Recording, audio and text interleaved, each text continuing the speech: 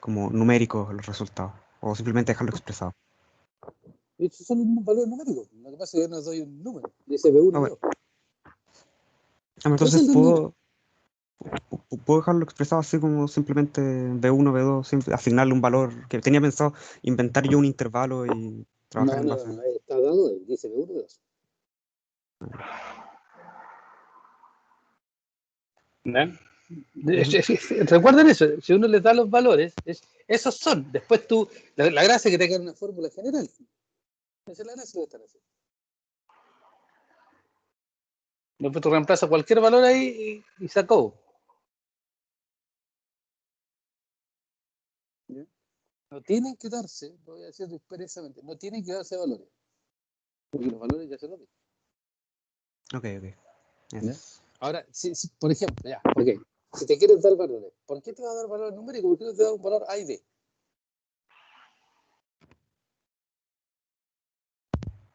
Claro, en realidad eso podría ser una buena idea. ¿Ya? Entiendo para dónde va la pregunta, pero tampoco es tan terrible. Sí. No, Ok, no se ok. les va a freír el cerebro ni nada por el estilo usando esas cosas. Yo tranquilo. ¿Alguna otra duda?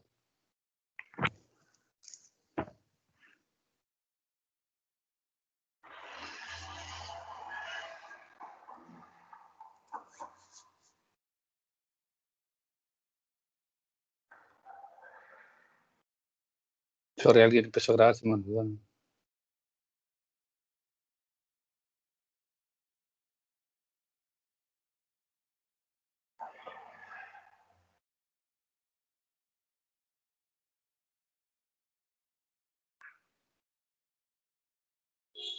¿Algo más?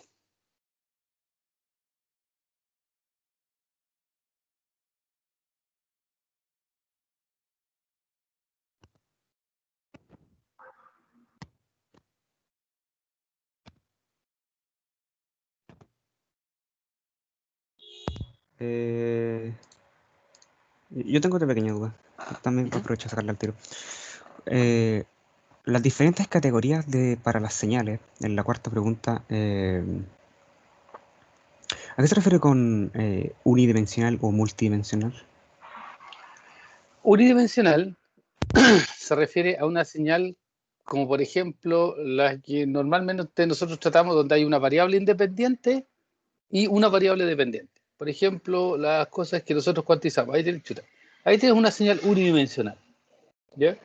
Tiempo, algún volumen. ¿Ya? Si tú miras, por ejemplo, esa, ¿ya?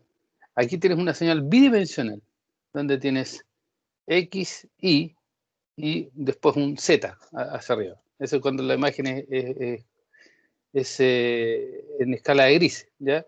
Puedes tener, por ejemplo, si consideramos el audio. Ustedes tienen, para el audio tienen dos canales, ¿ya? Ahí es bidimensional, porque tienes el canal izquierdo y el canal derecho donde pasa la música ampliada al mismo instante de tiempo. A eso se refiere, ¿ya? Unidimensional es que hay una variable independiente que normalmente va a ser el tiempo, puede ser otra cosa, y una variable dependiente, ¿ya?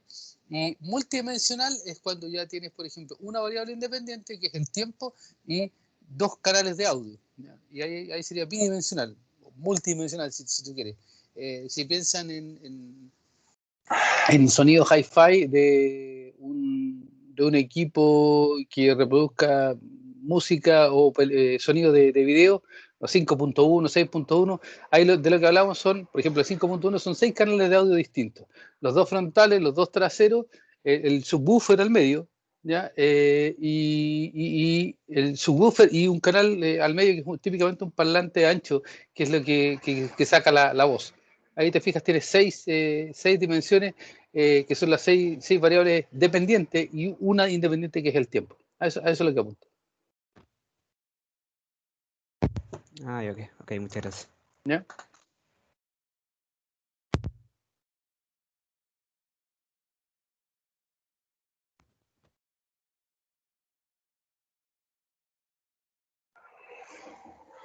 ¿Algo más?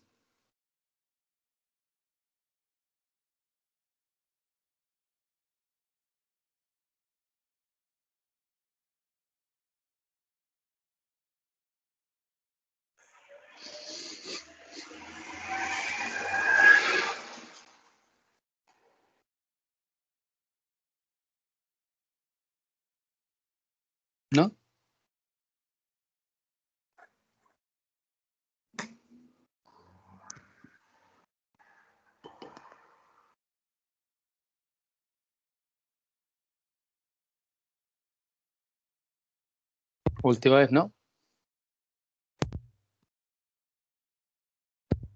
Al parecer no hay muchas dudas. Por lo menos yo, hasta lo que he hecho ahora no me he topado con el problema, pero probablemente cuando siga avanzando. Así será, no.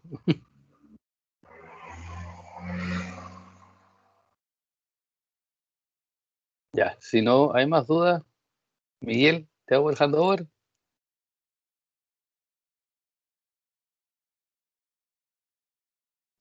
Supongo que sí será, profe. Habíamos conversado que algo así iba a pasar, ¿o no? Sí, se lo había dicho, se lo había anticipado. Ya. A ver, pregunta mía. ¿Qué quieren? ¿Que me vaya o que me quede? Da lo mismo. Ya a las 3 aproveché de fijar una reunión y que habíamos visto esto, pero no sé, díganme ustedes, ¿me voy o me quedo? A menos que te presione, Miguel. Por mi parte no hay problema. Que es el público. ¿Ya? Lo que les comentaba el otro día era que hay un tema ahí de confianza o de desconfianza o de, de sentirse más presionado, que en general ustedes le preguntan mejor a los ayudantes que a los profesores, se sienten como más en confianza porque son pares. Entonces, por eso les pregunto.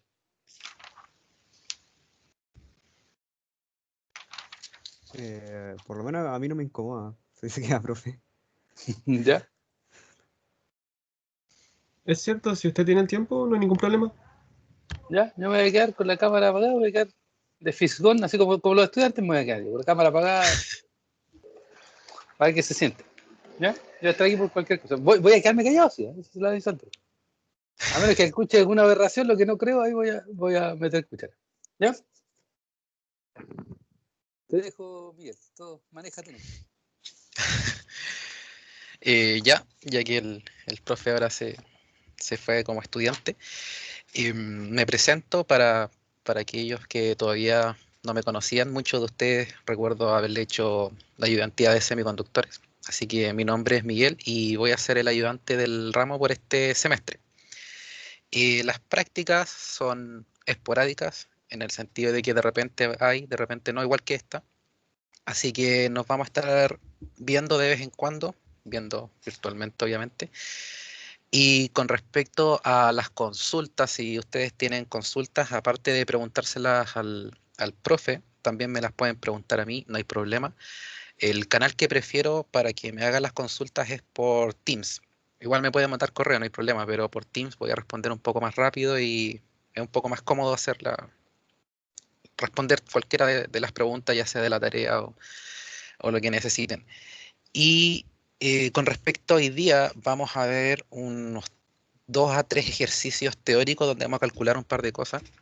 La idea es que participen harto de la resolución, que sea igual lo más posible parecido a una conversación y no tanto hablar yo solo. Y vamos a resolver esos ejercicios.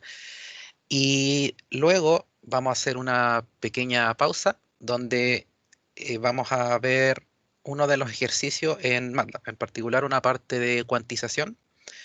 Y eso lo vamos a ver con MATLAB, Simulink, y vamos a analizar qué podemos desprender de las señales que obtenemos y en qué varía, por ejemplo, la cantidad de bits que vamos a utilizar para la cuantización. Así que ahora voy a pasar a compartir mi pantalla para que comencemos con los ejercicios.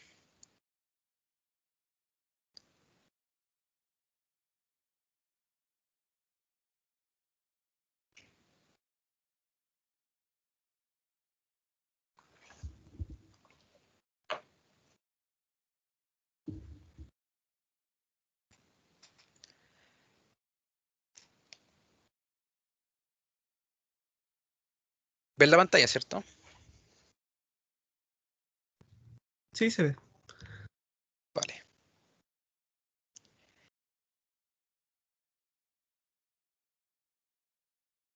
Ya, entonces, para el primer ejercicio vamos a considerar el siguiente sistema de procesamiento de señales, donde tenemos en primer lugar una señal entrante x a de t, Eh, y pasa en primer lugar por un conversor, acá análogo digital, para luego dar paso a un conversor digital análogo y se termina este sistema con un filtro pasabajos. Entonces, nos están diciendo en este caso que sabemos las tasas de muestreo, está entregada, también conocemos la señal de entrada, una señal, una señal, dos cosenos que tenemos acá, una suma de cosenos, y finalmente nuestro filtro pasabajos tiene una frecuencia de corte de 700 Hz.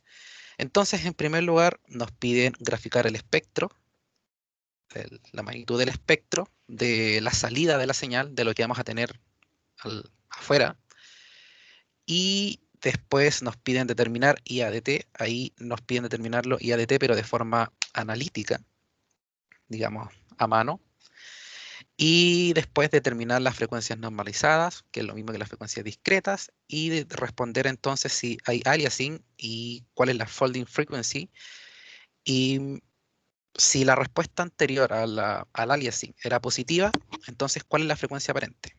Y después vamos a repetir todo con cambiando la tasa a la que vamos a estar muestreando en este sistema.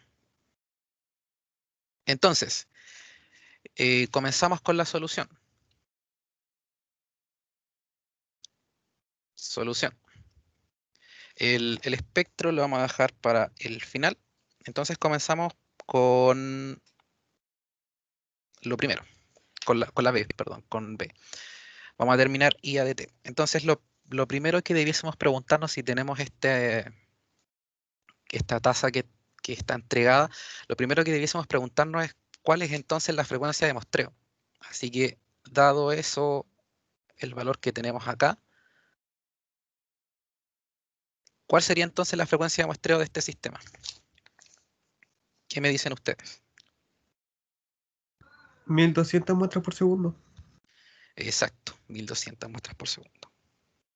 Por lo tanto, lo primero que podemos escribir sobre este sistema sobre este sistema es que tenemos que la frecuencia Fs va a estar dada por 1.2 kilos.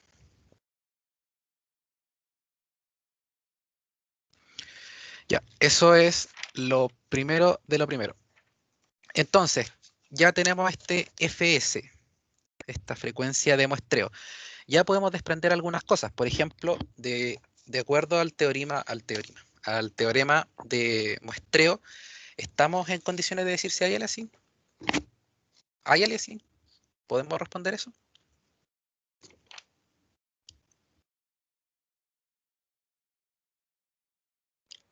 Sí, hay aliasing, Ya, ¿por qué hay aliasing?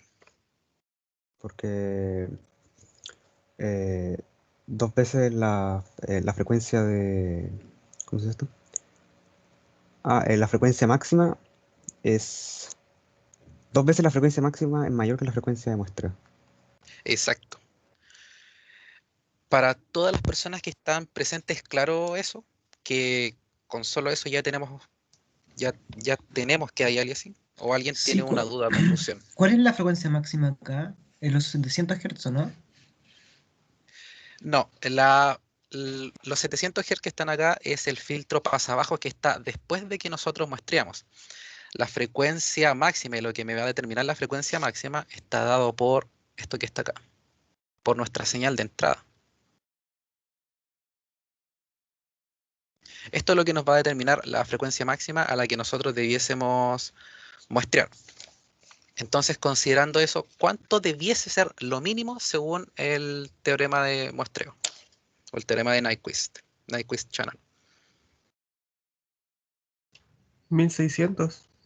Exacto, 1600. Sin embargo, en este caso teníamos 1200. Entonces podemos escribir que como Fs, como nuestro Fs es menor a dos veces la frecuencia máxima, entonces tenemos que hay aliasing. Eso es lo primero que podemos responder, que nos estaban preguntando. Entonces ahora pasamos a determinar analíticamente la salida análoga del sistema para, para responder el resto de la pregunta. Y ahora, un detalle de esta señal de entrada, que la frecuencia máxima me la va a imponer, de hecho, el número máximo que está acá de la frecuencia, que es lo voy a poner acá, el 800, por si acaso, para que lo tengan en cuenta. Ya, entonces, para determinar la salida analítica del sistema, ¿qué hacemos? ¿Qué es lo que deberíamos hacer?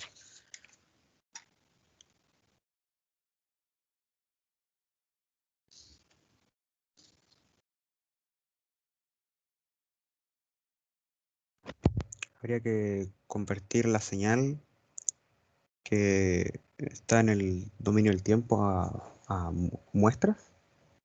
Exacto, vamos a muestrear la señal y ver cómo nos queda luego de pasarla por este análogo digital, por este sistema análogo digital, por este muestreador.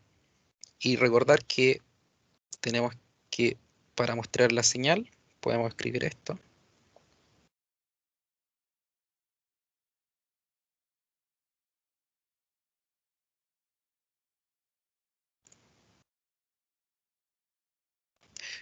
Donde TAD es el tiempo de muestreo que tenemos acá de nuestro sistema. Entonces, basta reemplazar. Entonces, para nuestra señal, nos queda que x de n va a ser igual a... Por si acaso, este OneNote se los voy a mandar después de que terminemos la práctica, para que, por si hay alguien por ahí que estaba anotando o tomando notas de lo que estamos hablando, es mejor que pongan atención y que traten de ir respondiendo y viendo que todo tenga sentido para que ustedes comprendan lo que estamos haciendo, y además por si yo mismo me equivoco y escribo algo mal. Todo esto se los voy a mandar. Entonces tenemos que 2pi por 500 por el n, y esto sobre los 1200.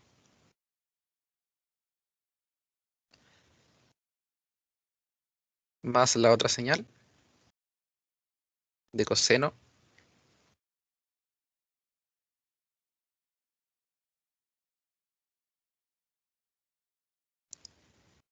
Y luego resta simplificar lo que tenemos acá para obtener entonces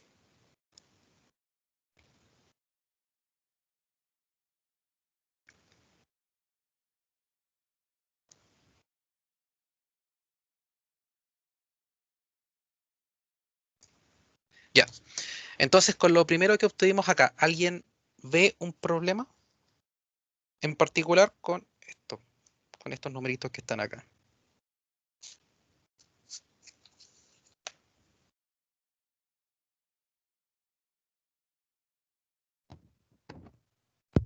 O sea, revisando el procedimiento, por lo que tengo entendido, pero no estoy muy seguro por qué, sé que el segundo coseno, el 2/3 n, hay que dividirlo, pero no estoy en una resta, pero no estoy muy seguro el por qué. Sí. Ya, perfecto. Eh, Tal como rectificaste, lo vamos a restar. ¿Qué vamos a restar? Lo vamos a restar para dejarlo menor a un medio. Eso es justamente lo que tenemos que hacer en este caso. Y justamente para aclarar mejor eso, no sé si el profe puede aclararlo de mejor forma, el por qué vamos a dejarlo menor a un medio, esta frecuencia normalizada. Perfecto. Pero lo que pasa es, la explicación es fundamental, es que la capacidad que tiene un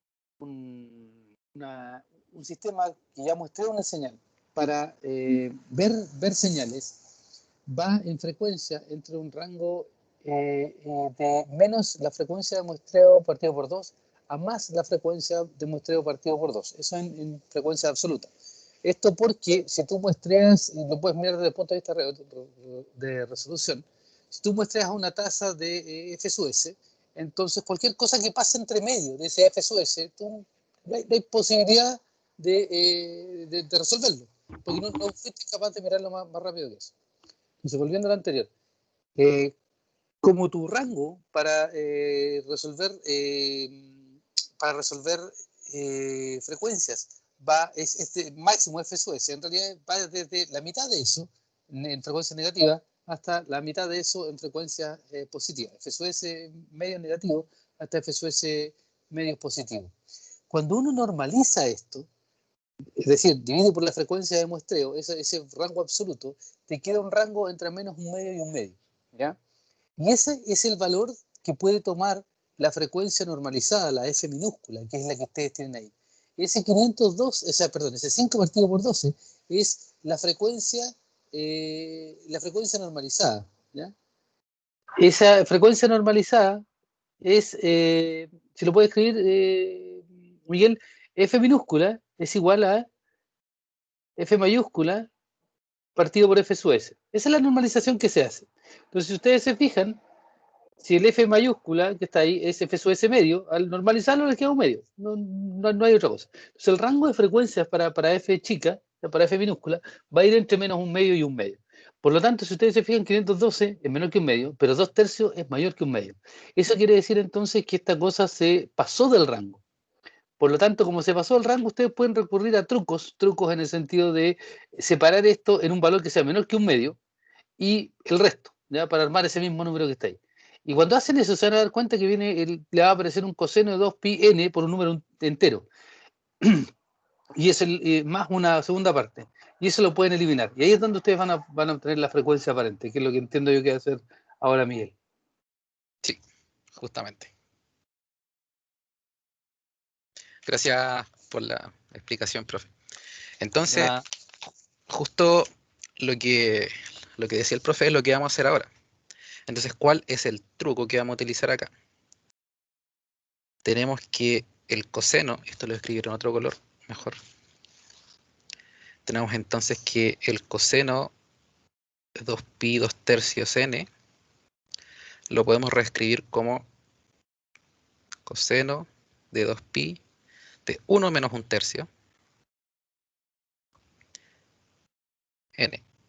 Y ahora se va a ver por qué lo reescribimos así. Entonces, antes de continuar desarrollando eso, voy a escribir acá, por si se les olvidó, la van a necesitar, cómo es la suma o resta de el coseno, cómo lo podemos reescribir en términos de coseno y seno. Por si a alguien se le olvidó, porque es lo que vamos a utilizar acá.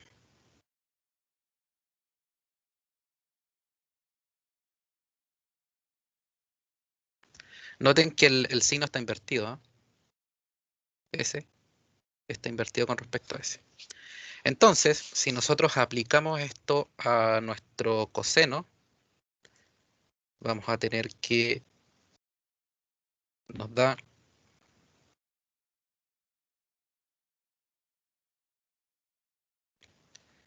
esto que tenemos acá.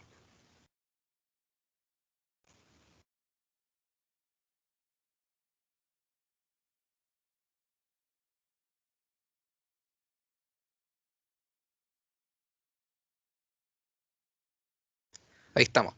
Entonces, ¿qué podemos simplificar acá? Bueno, esto se va. Esto es 1. Y entonces esto nos queda aquí, que esto es coseno de 2pi por 1/3. Entonces, de acá ya podemos Un N, reescribir ¿no? Sí, el n, gracias.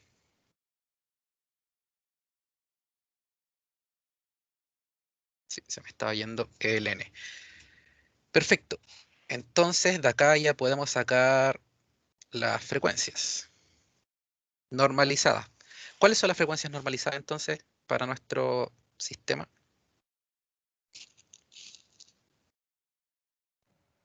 5/12 y 1/3. Perfecto. Entonces podemos entonces decir que la frecuencia normalizada F1, 5/12 ciclos por segundo. Y F2 tenemos entonces 1/3 ciclos por segundo. Ya, entonces, ¿qué sigue ahora? Bueno, ahora ya tenemos las frecuencias normalizadas, que es lo que pedían, y ahora nos piden la folding frequency. ¿Qué es la folding frequency? ¿Alguien podría decirlo?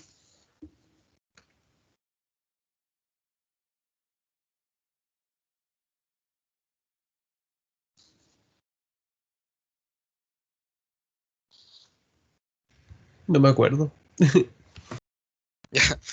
La folding frequency se define siempre como la mitad de la frecuencia de muestreo. Y en este caso, como la frecuencia de muestreo eran los 1200 Hz, tenemos que la frecuencia, la folding frequency, es la mitad. Y es donde, o sea, ¿por qué? ¿De dónde viene folding frequency?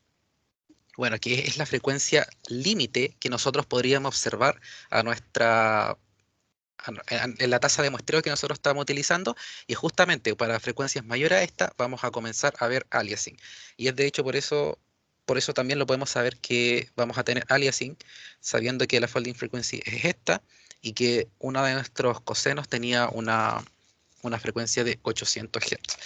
Entonces, ¿qué va a pasar acá? Y tal como lo vamos a ver también en uno de los problemas, pareciera ser que el espectro es como si ustedes lo doblaran, como que el espectro va a comenzar a repetirse, y es como si ustedes tuvieran en una hoja de papel el espectro y lo doblaran en sí mismo.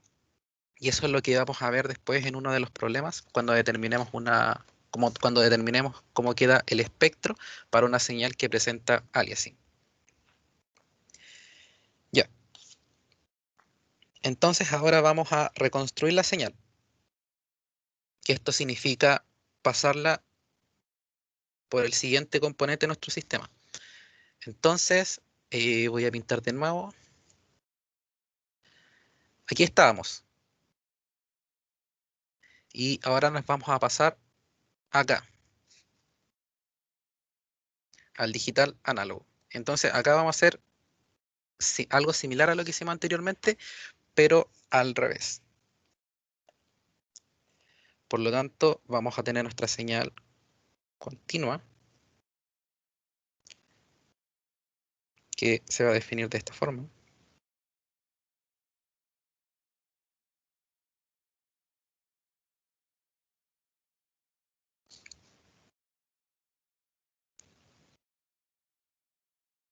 Por lo tanto, tenemos el coseno de 2pi por la frecuencia normalizada,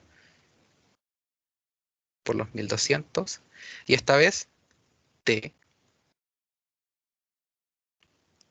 y lo mismo con el otro coseno.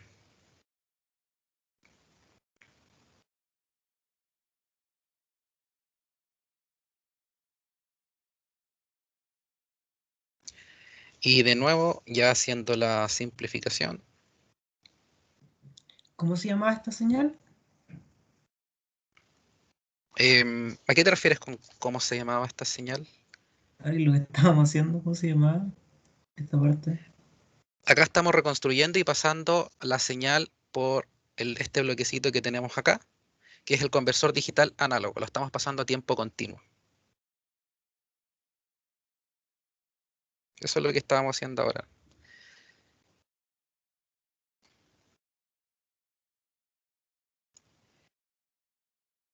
Y entonces tenemos...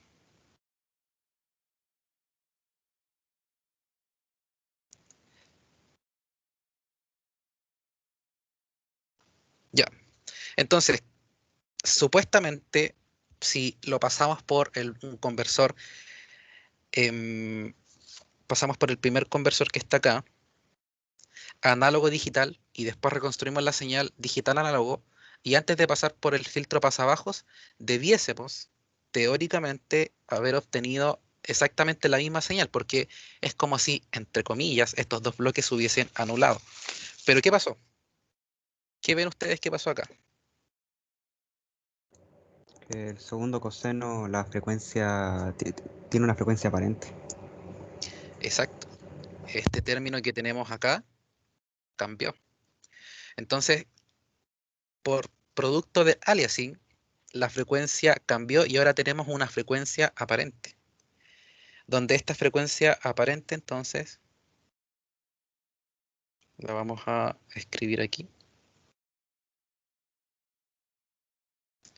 Tenemos una frecuencia aparente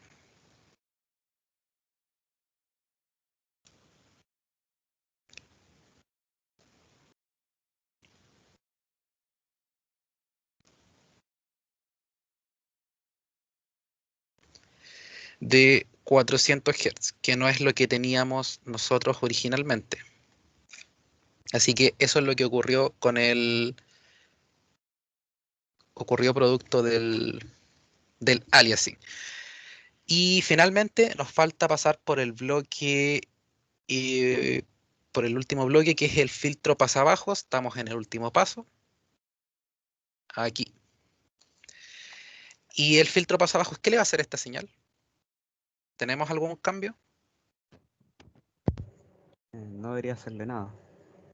Exacto. No le hace nada porque la frecuencia de corte es mayor a cualquiera de las dos frecuencias que tenemos acá, entonces simplemente la señal queda exactamente como la teníamos.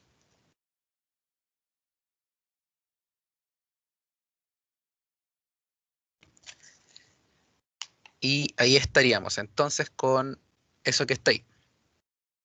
Entonces luego tenemos que repetir exactamente lo mismo, pero ahora vamos a incrementar el tiempo de muestreo a 1/1200. Vamos a tener fs, una frecuencia de 2000 Hz. Entonces vamos con la parte C, donde ahora tenemos que nuestro fs es 2000 Hz.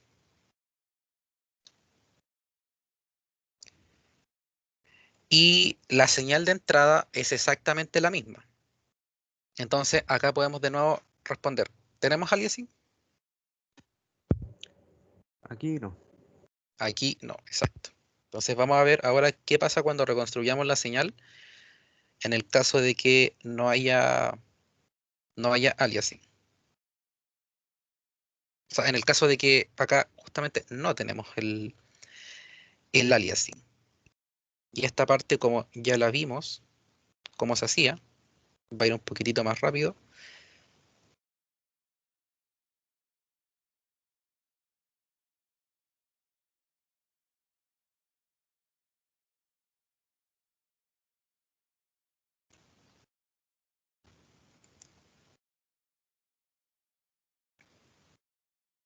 Que esto es lo que se obtiene simplemente haciendo el correspondiente reemplazo que habíamos hecho anteriormente.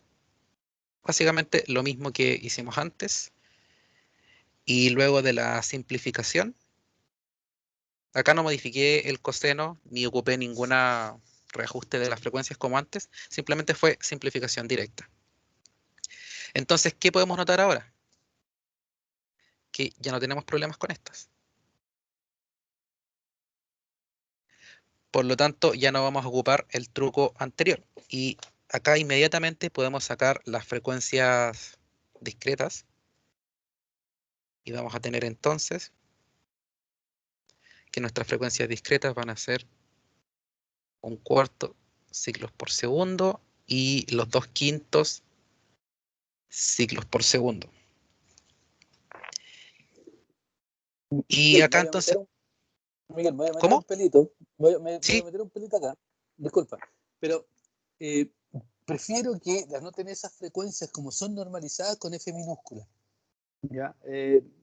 Prefiero ser súper riguroso en estos pequeños detallitos por el tema de las unidades. ¿Ya? Dejar las frecuencias absolutas con F mayúscula y las frecuencias relativas con F minúscula. ya para hacernos la diferencia, igual que el omega mayúscula cuando es 2pi por f mayúscula y omega minúscula cuando es 2pi por f minúscula. Porfa, para mantener un poco de consistencia, y es súper importante el tema de las unidades, por eso. Sorry. Gracias, profe. Ya. Entonces, con eso ya tenemos las frecuencias normalizadas y pasamos finalmente entonces ya a la reconstrucción de la señal. Una consulta, Miguel. Dime. Cuando hay aliasing, los cosinos hay que hacerle esa cosa de la suma y reconstruirlo, ¿o no? Sí, ¿O solamente cuando se pasa? si la frecuencia preliminar normalizada te da mayor a un medio, sí, tenemos que hacer ese truco que hicimos anteriormente. Ya. Pero eso sea siempre que hay aliasing. Sí, Ah, ya. Vale, vale. ya. Entonces, reconstruyendo la señal, tenemos finalmente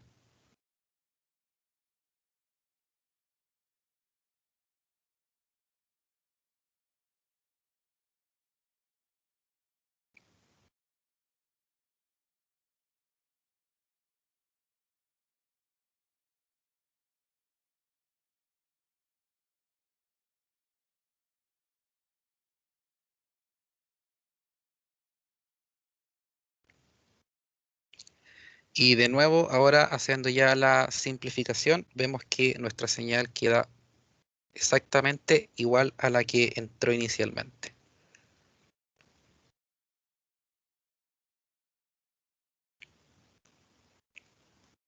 Porque en este caso ya no teníamos el aliasing.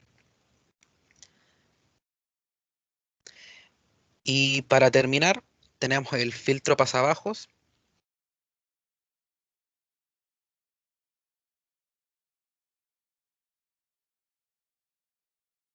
que ¿cómo nos va a quedar la señal ahora entonces si tenemos con este filtro pasabajo? Va a quedar igual que antes sin modificar la señal, o ahora sí va a tener un efecto. Tiene un efecto sobre la segunda componente de la señal de salida. Exacto. Se nos va la segunda componente y tenemos que nuestra señal se reduce a esto que tenemos acá. Y con eso ya tenemos la respuesta completa a la segunda, a la última parte de esto. ¿Qué nos estaría faltando entonces? El espectro de esta señal que está acá. Una pregunta, ¿cómo funciona ese filtro pasa abajo? Solo pasa en menor W, ¿cierto? Claro, la señal, básicamente, si tenemos frecuencias mayores a 700 te las va a eliminar, que en la práctica es, en realidad, te las va a ir atenuando. Ah, ya, gracias. Ya, entonces, ahora vamos con la magnitud del espectro. ¿Cómo queda acá la magnitud del espectro? ¿Cómo sería la de un coseno? ¿Cómo es?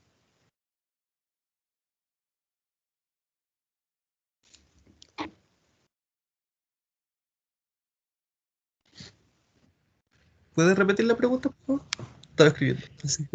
Sí, claro. ¿Cómo es el espectro de una señal coseno? Comienza en la posición de 1 y luego comienza a, ¿cómo se dice? A ondular.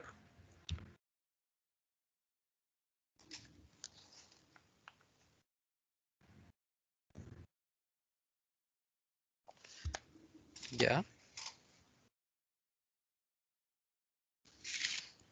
Tendríamos que poner a la altura de 0,5, justo en los 500 Hz, un objeto. Exacto.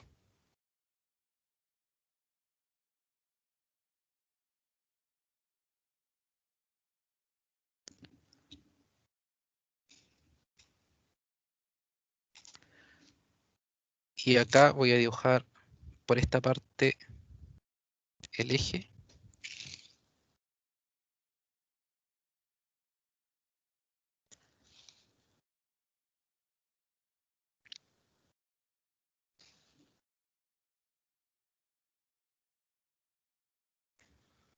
Y acá tenemos una amplitud de 1.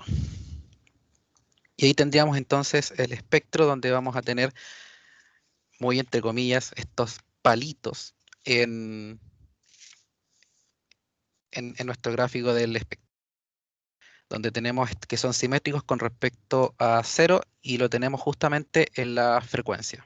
O sea, sí, en la frecuencia acá de los 500 que teníamos acá. Y con eso ya completaríamos la primera parte del ejercicio. ¿Alguna pregunta?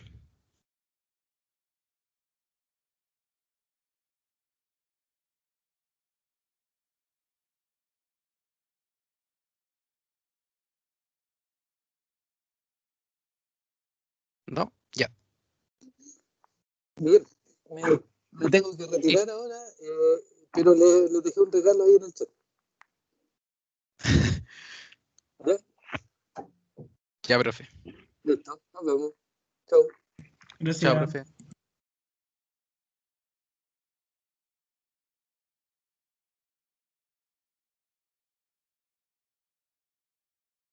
Ya. Bueno, el regalo que les dejó el profe es cómo obtener el espectro en MATLAB, para que lo puedan después revisar.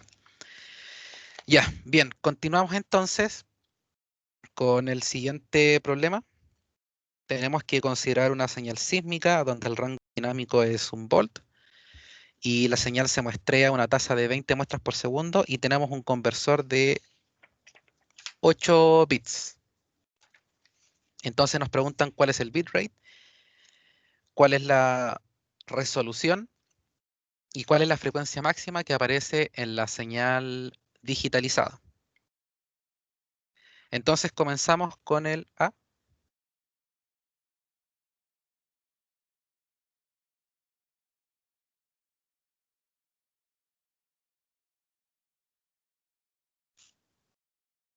Ya. Entonces el bitrate, ¿cómo lo calculamos?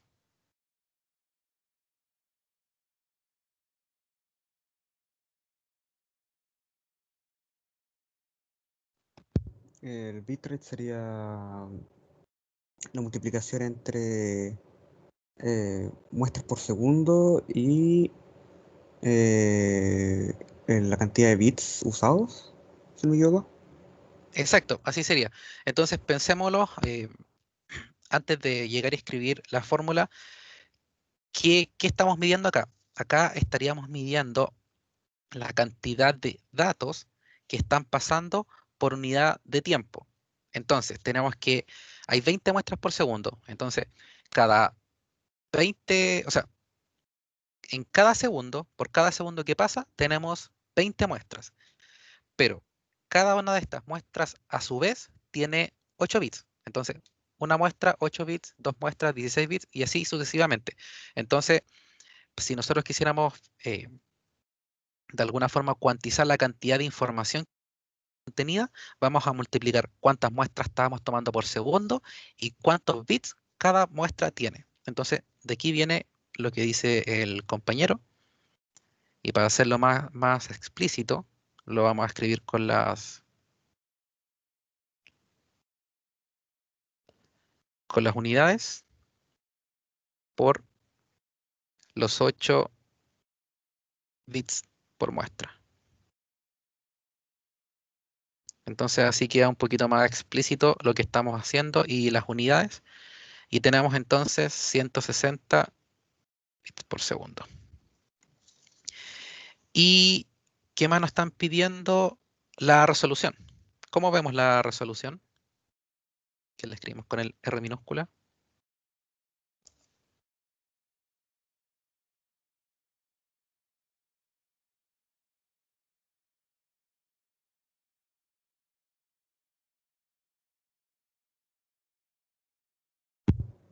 La resolución era, si no me equivoco, era 1 partido 2 elevado la cantidad de bits por muestra.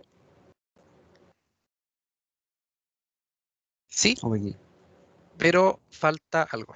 Ahora lo vamos a ver. En general, la resolución la vamos a calcular como el rango dinámico sobre la cantidad de muestras, o sea, la cantidad de bits que estamos utilizando menos 1. Entonces vamos a tener, en general, lo voy a escribir esto, rango dinámico sobre 2 elevado bits menos 1. ¿De dónde creen que viene ese menos 1?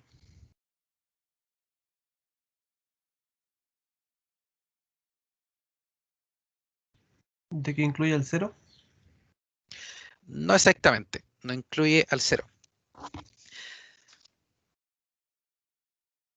Aunque para n podcast hay n-1 espacios. Sería. Exacto, viene justamente por eso. Entonces, si ustedes se imaginan, cuando nosotros estamos ocupando bits para cuantizar, estamos en realidad ocupando niveles. Entonces, si ustedes se imaginan, si ustedes se imaginan 4 niveles, 4 niveles, tenemos solamente un espacio, 2 espacios, 3 espacios. Por lo tanto, en realidad los espacios disponibles, si nosotros ocupamos 4 niveles, son 4 menos 1, 3. Esa es la razón del menos 1 que tenemos ahí. Por lo tanto, en nuestro caso, tendríamos 1, que es el rango dinámico, sobre los bits, ya se me olvidó cuántos eran 8. Por lo tanto, 2 elevado a 8 menos 1. Y este no lo tenía calculado, así que lo voy a calcular.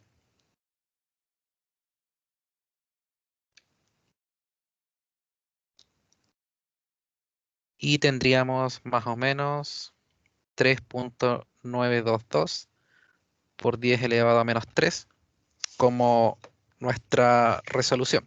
Y en este caso estamos hablando de voltaje, así que esa es nuestra resolución mínima. Por lo tanto, cada valor que nosotros después cuanticemos o muestriemos con este rango, con esta resolución, van a ser múltiplos enteros de esta resolución que tenemos acá. Así que eso es importante. Van a ser múltiplos enteros de esto que está acá. Por lo tanto, ningún valor va a poder tener una separación menor a este valor que está acá. Ninguno. Porque esta es nuestra resolución mínima que nos va a permitir nuestro sistema utilizando 8 bits. Y bueno, finalmente nos preguntan la frecuencia máxima que aparece en la señal digitalizada.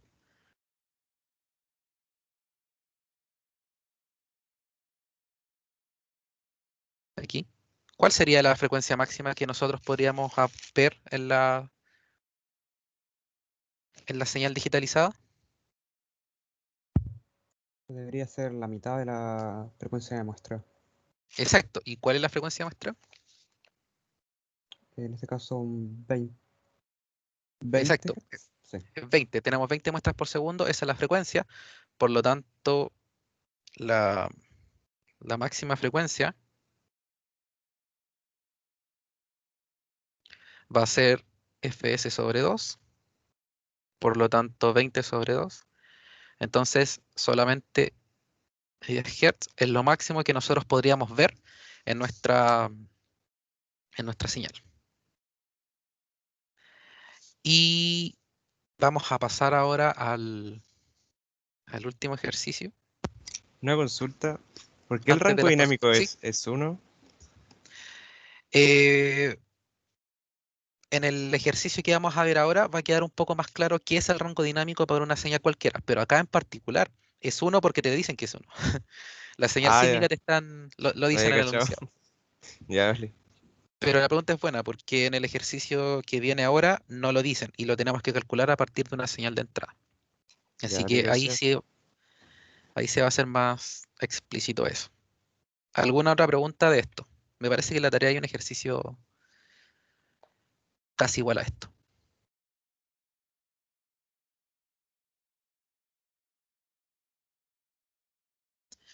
¿No? Entonces vamos a pasar al último. Ya, este es un poquitito más largo, pero les va a servir harto. Ya, tenemos entonces una tarjeta, muestrea y cuantiza la señal de acá. Muy parecido al primero, pero acá nos están pidiendo entonces determinar la resolución en amplitud, medida en volts, por muestra que tiene un cuantizador de 8 bits, 12 bits y 16 bits. Entonces vale la pena acá aclarar que cuando en el ejercicio anterior estábamos hablando de resolución, nos estábamos refiriendo justamente a resolución en amplitud, donde a ustedes se les puede venir a la cabeza como sinónimo de pensar en resolución en amplitud como cuantización. Así que resolución en amplitud tiene mucho que ver con la cuantización. Entonces acá nos están pidiendo cuál va a ser la resolución medida en volts si tenemos un cuantizador de 8, 12 y 16. Así que comenzamos con eso.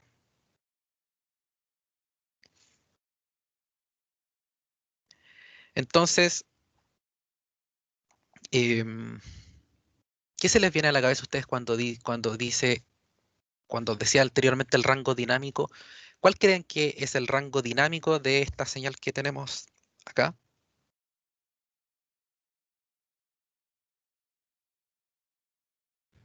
El valor máximo que alcanza menos el valor mínimo que alcanza. Exacto, el rango dinámico es justamente eso, el valor máximo más el valor mínimo, o dicho, a ver, de otra forma, cuánto excursiona, cuánto de arriba hacia abajo, diciéndolo con palabras no técnicas, cuánto se mueve la señal de arriba a abajo en total. Entonces, si ustedes ven acá, tenemos dos cosenos que están en fase. Y como están en fase, están, digamos, sincronizados, por decirlo de alguna forma, por lo tanto sus amplitudes se van a sumar. Y como es un coseno y este es simétrico con respecto al eje X, tenemos que su amplitud por arriba es 5 y su amplitud por abajo es menos 5. Por lo tanto, ¿cuánto excursiona esta señal en total? 5 para arriba, 5 para abajo, por lo tanto el rango dinámico corresponde a 10 volts. Así que rango dinámico, tenemos 10 volts. Y con esto ya estamos listos para calcular toda la resolución en volts por muestra. Entonces, la primera resolución, vamos a calcularla así, 8. Vamos a tener 10, que es el rango dinámico, por la cantidad de bits, que en este caso eran 8, menos 1. Para el de 12 exactamente lo mismo. Y para el último era de 16. Ahora, ¿qué relevancia tiene este valor? Es que aparte de lo que le expliqué anteriormente con cuánto es la resolución mínima que nosotros vamos a tener entre muestra y que todas las muestras después van a ser un múltiplo entero de este valor que tenemos acá, este también a su vez nos está dando el intervalo de cuantización que nosotros vamos a tener. Y ese valor va a ser importante para lo que hagamos después a continuación en MATLAB.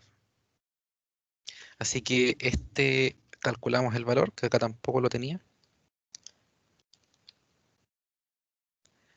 Aquí es 0.0392 volts. Bueno, escribí la cantidad de bits acá, me acabo de dar cuenta. Escribí el mismo. Entonces acá tenemos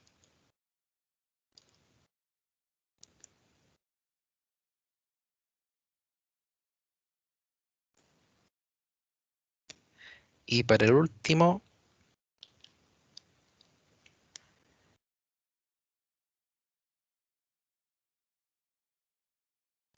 donde, como se puede ver, obviamente a mayor cantidad de bits vamos a tener una resolución más pequeña, que significa que vamos a tener mucha mayor precisión en nuestros cuantizadores.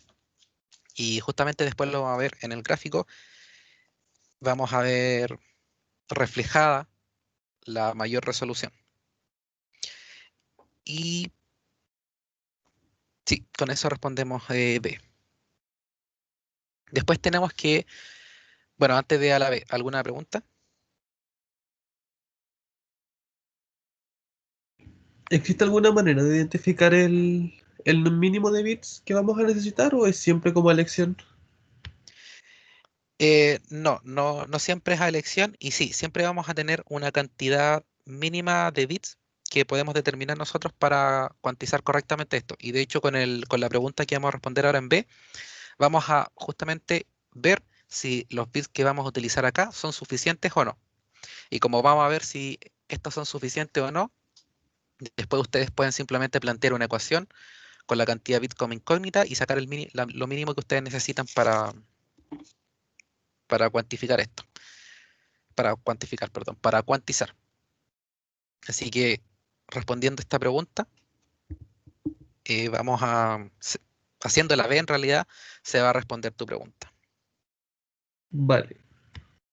Ya, entonces, si tenemos una tarjeta que va a operar con un bitrate de 120 kilobits por segundo, y cada muestra se cuantizará utilizando 4096 valores distintos, es decir, eh, 12 bits, eso es equivalente a 12 bits,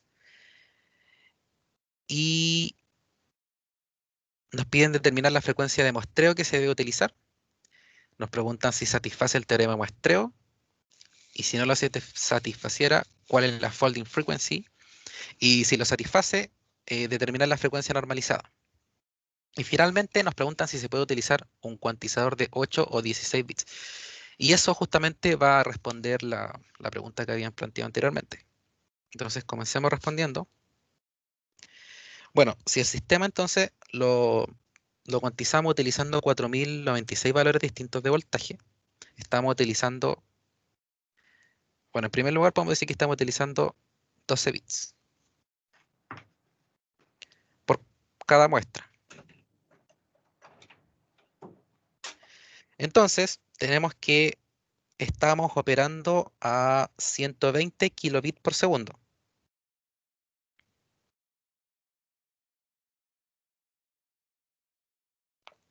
A ver, ¿dónde lo decía acá? Ya, estamos operando a 120 kilobits por segundo. ¿Qué significa esto? Que tenemos, ya,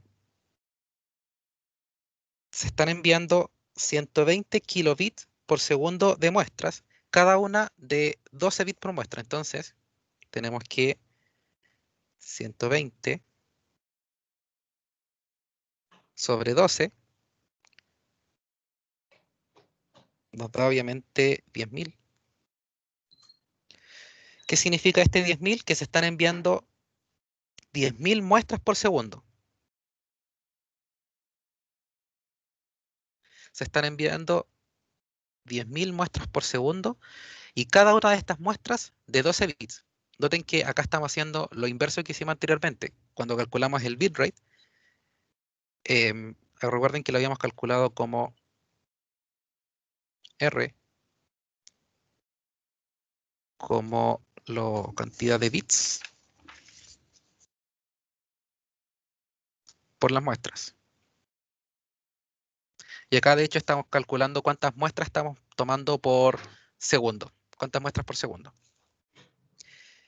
Ya, entonces tenemos las 10.000 muestras por segundo y cada una de 12 bits. Entonces, de acá podemos responder ya si el teorema de muestreo se satisface.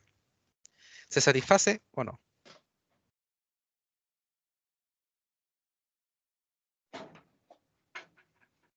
Si esa era nuestra señal de entrada. Y nosotros estamos enviando 10.000 muestras por segundo. Sí lo satisface. Ahí lo Ya, mayor ¿por qué? sería, ahí la frecuencia mayor, ahí sería 1800 por 2, 3600, y eso es menor que 10.000. Exacto.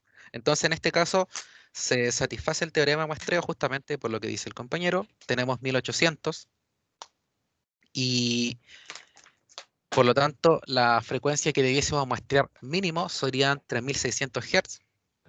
Y acá estamos muestreando a 10.000 muestras por segundo, mucho mayor a lo que necesitamos. Por lo tanto, estamos bien. Ya, ¿qué más nos preguntaban? Si lo satisface determinar las frecuencias normalizadas. Bueno, teníamos que la frecuencia F1 normalizada, o sea, la frecuencia F1, perdón, era 600 Hz, me parece. Sí, y la otra 1800.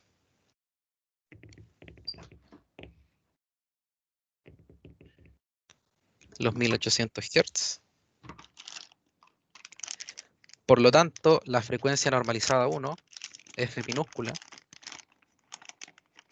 es F1 sobre Fs, por lo tanto 600 sobre 10.000. O sea, 3 sobre 50 ciclos por segundo, y lo mismo con la otra.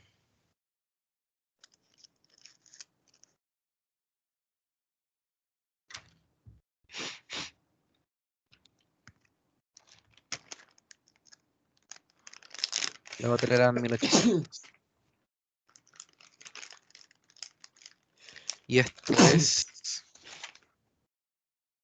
1800 sobre 10.000, 9 sobre 50. Y con eso tendríamos entonces las frecuencias normalizadas.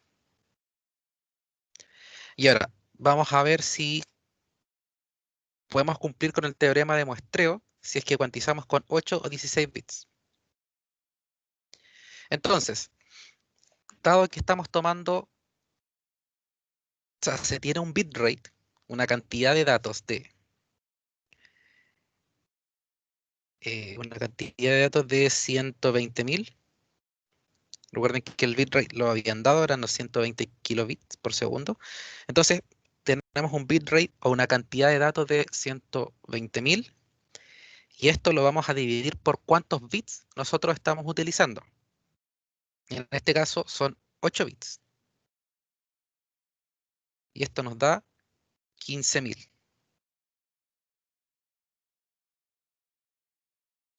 Y esto sería nuestra FS.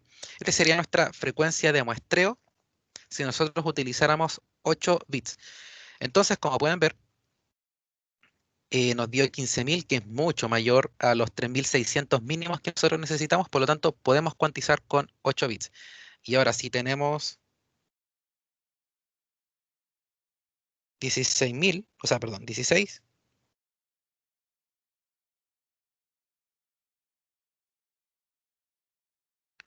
Obviamente vamos a tener de nuevo, voy a calcular esto, 7.500. También podemos calcularlo, o sea, también estaríamos cumpliendo con el teorema de muestreo. Porque esto sigue siendo mayor a los 3.600.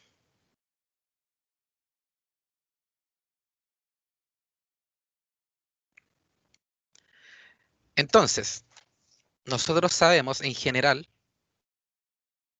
que debiésemos tener Fs debiese ser mínimo 3.600. Entonces, si nosotros tenemos un bitrate de 120.000, nosotros debiésemos calcular Fs como el bitrate sobre bits. Y con eso nosotros vamos a tener la cantidad de bits que nos van a determinar nuestra frecuencia mínima de muestreo. Y de esa forma nosotros podemos entonces calcular los bits necesarios. Y con eso estaríamos ya respondiendo todas las preguntas en este caso. Sí. Entonces podemos utilizar un cuantizador de 8 y 16 bits sin problemas. Hasta ahora, ¿alguna pregunta?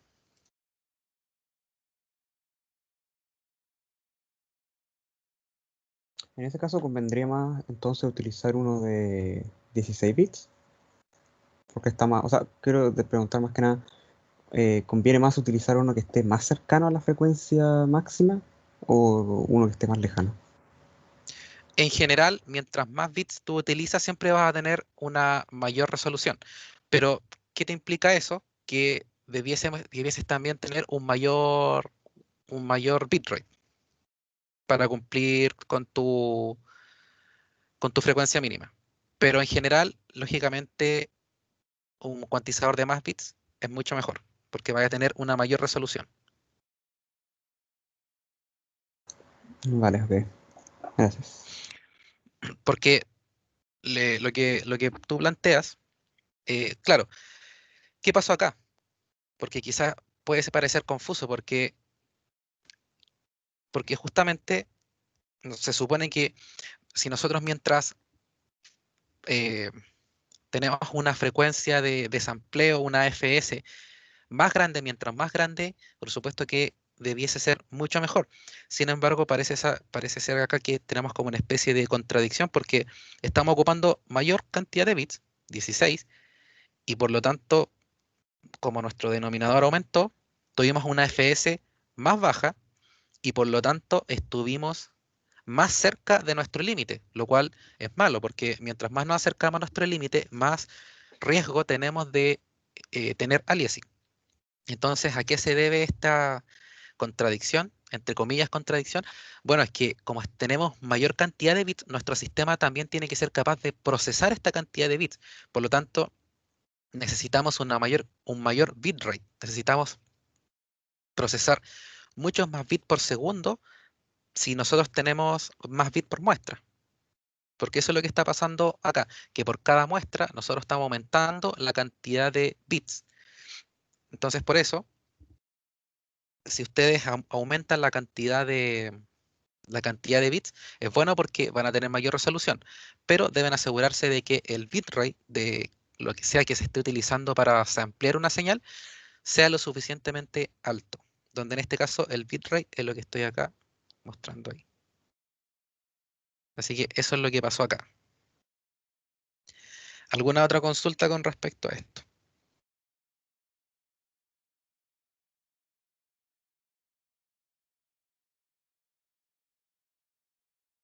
¿No?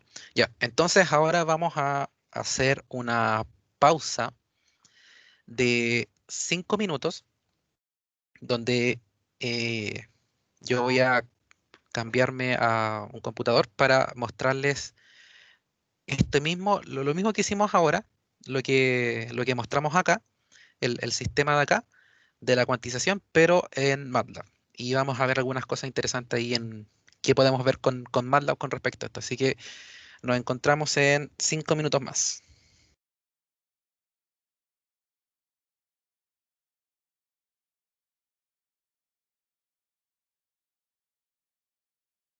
Bueno,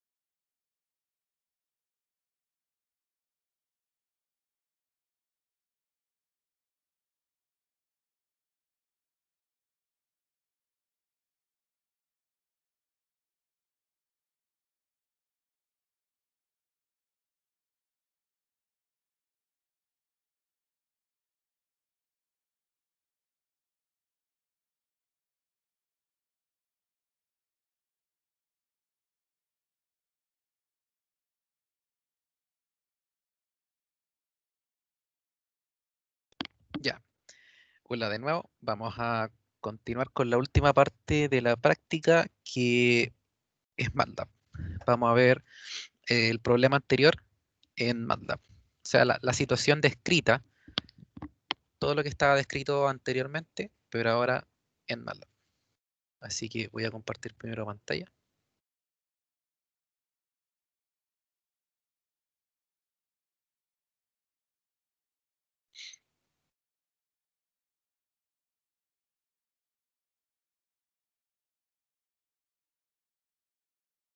Ya. ¿Están viendo la pantalla, verdad? Sí, se ve. Vale. Entonces, por si no lo recordaban, ¿qué teníamos? Teníamos una señal, una suma de dos señales, donde la primera era, voy a buscarla, era 3 coseno de 2pi por 600 t más 2 coseno 2pi 800 t. Esa era la señal que nosotros teníamos. Entonces, acá en MATLAB, ¿qué tenemos? Tenemos acá la señal, una componente de la señal con su respectiva frecuencia y otra componente de la señal con su respectiva frecuencia. Después tenemos un sumador para componer la señal. Este es un bloque to workspace para, para pasarla a MATLAB, para después vamos a plotearla. Y después acá tenemos una serie de cuantizadores. Y acá, para efectos de ilustración, vamos a utilizar un muy mal cuantizador. O sea, no es que el cuantizador sea malo, sino que vamos a ocupar una cantidad muy, pero muy baja de bits para ilustrar y ver qué es lo que, cómo se ve la señal si nosotros cuantizamos con esa cantidad de bits. Y después tenemos los bits los cuantizadores que estaban descritos en el problema, el de 8, el de 12 y el de 16. Y después tenemos simplemente muchos más bloques de to workspace. Entonces, lo primero que ustedes deben saber en esto es cómo configurar cada uno de los bloques que están acá. Así que, en primer lugar, tenemos este bloque DSP que nos tira una señal, pero esta señal sine wave es de hecho eso, una señal sinusoidal. Sin embargo, nosotros teníamos una señal eh, cosenoidal. Entonces, ¿cómo podemos utilizar este bloque? ¿Cuál es la diferencia entre un coseno y un seno? ¿Cómo podríamos utilizar este bloque seno para representar nuestros cosenos?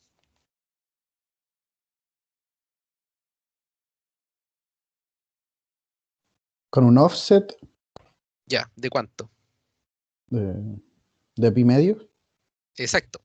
Entonces, la única diferencia entre un coseno y un seno no es nada más que un offset de 90 grados o pi medios. Entonces, acá ustedes pondrían un offset de pi medios. Bueno, acá no hay mucho que hablar, la amplitud de la frecuencia, no hay mucho que decir sobre eso. Y acá, donde dice sample mode, es esta señal cada cuánto va a ser, cada cuánto va a ser muestreado. O sea, nos están pidiendo el tiempo de muestreo, si va a ser discreto o continuo. Si ponemos continuo, va a ser una señal cualquiera en tiempo continuo, pero si ponemos discreto, acá nosotros podemos especificar el sample time. Y en este caso nos están diciendo, bueno, no lo están diciendo porque no le estoy mostrando, no le estoy mostrando la parte del enunciado, pero en el enunciado dice que consideremos que una señal en tiempo continuo será aquella muestreada a 100 veces la frecuencia de Nyquist, donde la frecuencia de Nyquist, recuerden que venía dada por esta señal, que es la que tenía la más alta frecuencia. Entonces, esta señal era de 1800, por lo tanto la frecuencia de Nyquist era el doble, 3600, y 100 veces eso no es nada más que 360.000. Por lo tanto, nuestro tiempo de muestreo va a ser 1 partido 360.000, de acuerdo al enunciado que nos decía que muestreáramos 100 veces a la frecuencia de Nyquist. Y vamos a considerar que si hacemos un muestreo de esta cantidad, vamos a considerar que esta señal ya es una señal continua. Eso con respecto a la configuración de estos dos módulos. En el add no hay nada que configurar, simplemente estamos agregando las dos señales, sumándolas. Y después tenemos el cuantizador. ¿Alguna pregunta antes de seguir con el bloque coseno?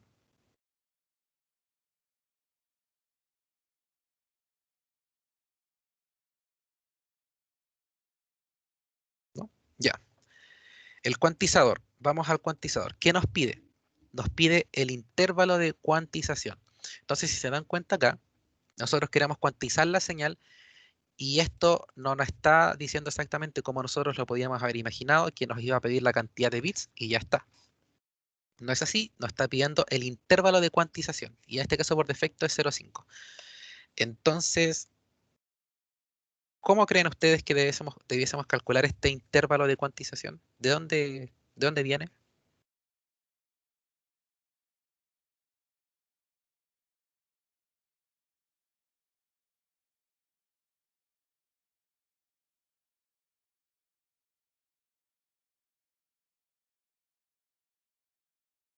¿No? ¿Nadie? Creo que no. Ya, no hay problema. Bueno, el intervalo de cuantización es cada cuánto, cada cuánto, cada cuánto unidad de tiempo, cada cuántos números vamos a tener un posible valor. Ese es el intervalo de cuantización. O sea, por ejemplo, vamos a dividir esto cada una unidad de tiempo, cada 2, cada 3, cada 0,1, etcétera. Entonces, ¿a qué le suena esto de la mínima cantidad de tiempo que va a haber entre cada muestra con respecto a lo que habíamos hecho antes? Al periodo de muestreo. Ya, sí, puede ser. ¿A qué otra cosa suena esto? ¿A qué cosa nosotros calculamos y habíamos dicho que era lo mínimo entre muestras? ¿Qué ocurría entre dos muestras? La resolución.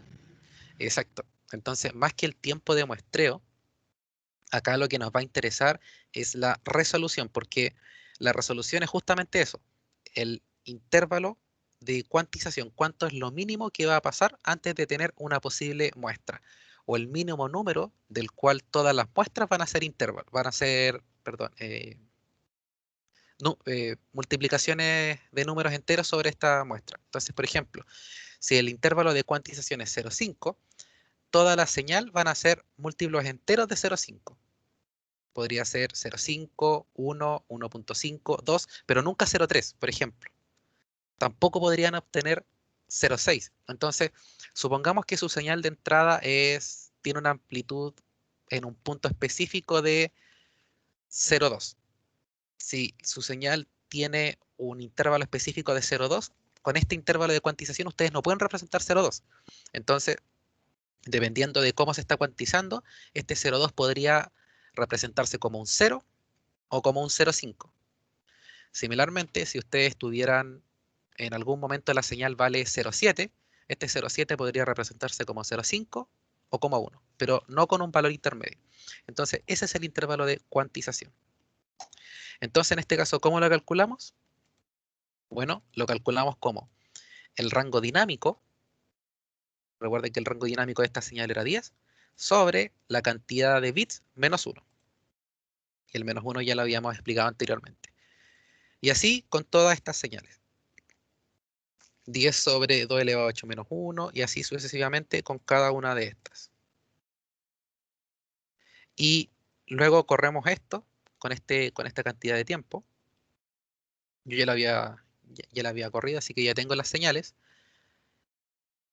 Y estamos listos y vamos al MATLAB. En MATLAB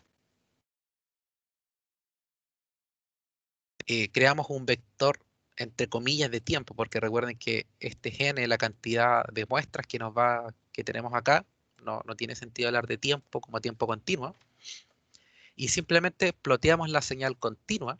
Y recuerden que, de nuevo, continua entre comillas, porque nosotros dijimos que 100 veces el intervalo o sea, 100 veces la frecuencia de Nyquist iba a ser nuestra señal continua.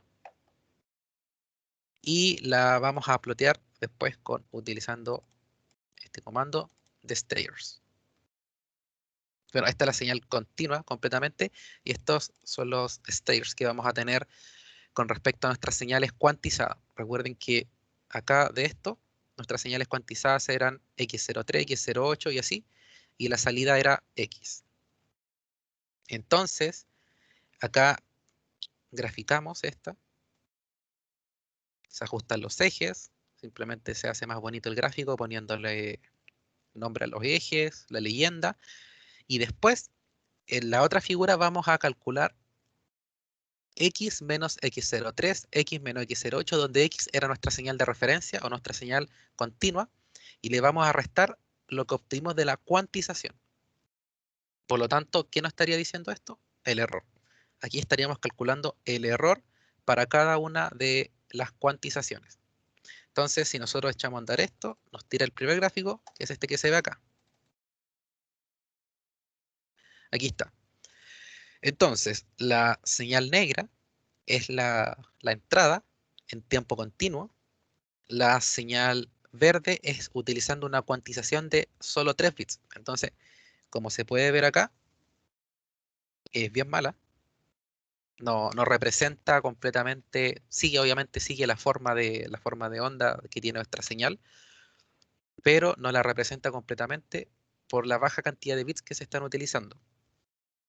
Y prácticamente no se puede ver la cuantización de 8, 12 y 16. No se ve casi nada. Pero si nosotros hacemos un zoom,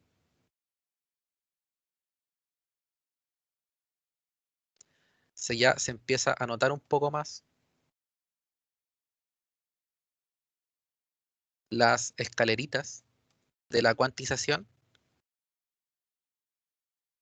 Y ahí ya se ve, recuerden que la señal roja es nuestra señal en tiempo continuo y todas las otras son cuantización. Entonces ya se puede ver, por ejemplo, que a pesar de que de lejos se veía igual que una señal continua, una línea suave, acá se puede ver por la cuantización que de hecho no es una línea suave en absoluto y tenemos estas escaleritas que son los intervalos de cuantización. Y ustedes pueden ver que, por ejemplo, entre ese punto y ese punto es justamente la resolución que nosotros estamos utilizando o el intervalo de cuantización.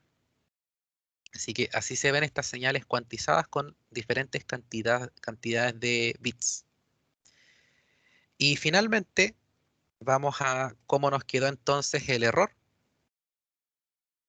Y el error nos quedó de esta forma, donde por supuesto que idealmente nosotros debiésemos tener una línea horizontal sobre 0, indicando que el error es 0, pero tenemos variaciones con respecto a 0, que es el error, donde el error es mucho más notorio en el cuantizador de 3 bits, mientras que en los otros está muy cercano a 0.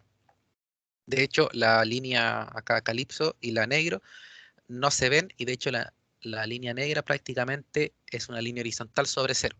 Y la que más se ondula, de cierta forma, con respecto a 0, es la de 8 bits, que es la que tiene menos bits después de la de 3 bits. Así que ahí tendríamos entonces el error de cuantización. Y acá la señal ya cuantizada. ¿Alguna pregunta de esto? De MATLAB Simulink.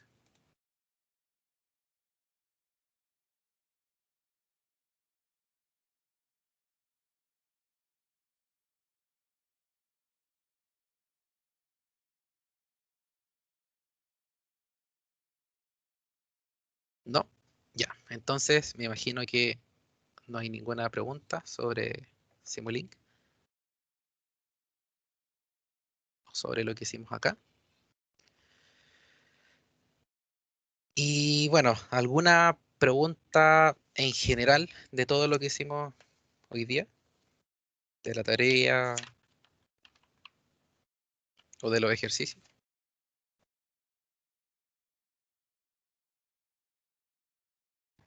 Al menos a mí me quedó. Bueno,